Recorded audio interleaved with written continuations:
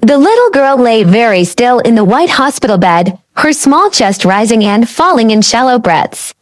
Machines hummed softly around her, their steady beeping sounding far too loud in the quiet room.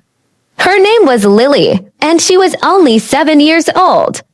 Days ago, her laughter had filled the halls. Now, silence clung to her like a shadow. The nurse assigned to her that night had seen many patients, many miracles, and many losses, but something about Lily broke her heart. Maybe it was the way Lily's fingers clutched a worn teddy bear, or the way her eyes searched the room even in weakness, still hoping. The doctors had done all they could. They had spoken the words nurses dread to hear. There is nothing more we can do. As the night deepened, the nurse sat beside Lily's bed, holding her tiny hand. Tears slipped down her cheeks, dropping onto the white sheets. God, she whispered, her voice trembling. I don't understand. She's so little. She hasn't even lived yet. Please. I know I'm helpless, but you're not. I believe you can do what no medicine can. Please, Jesus, help her. The room felt suddenly still, so still it was as if time itself paused. A warmth unlike anything the nurse had ever known filled the air. It wasn't loud or frightening. It was peaceful, gentle, full of love. And then, in her spirit more than her eyes, she knew Jesus was there. His presence wrapped the room in light, not blinding, but comforting like dawn after a long, dark night. He looked at Lily with a love deeper than oceans, deeper than words.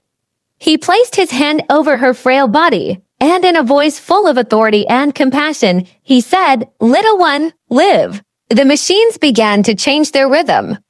Lily's breathing grew stronger. Color returned to her cheeks.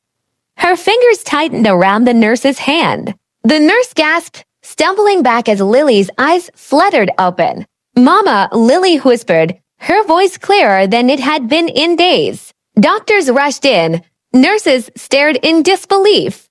Test results no longer made sense. What had been failing was now whole.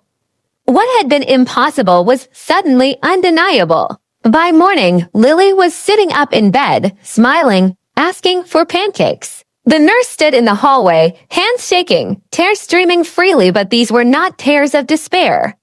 They were tears of awe, of gratitude, of worship. "Thank you, God," she whispered again and again. "Thank you for reminding me." Lily walked out of the hospital days later, holding her mother's hand, her teddy bear tucked under her arm, life shining in her eyes. And everyone who witnessed it knew this truth deep in their hearts. There is no impossible sickness with God. There is no disease beyond his power. There is no life he cannot restore. Where human strength ends, God's mercy begins, and with him, hope is never lost.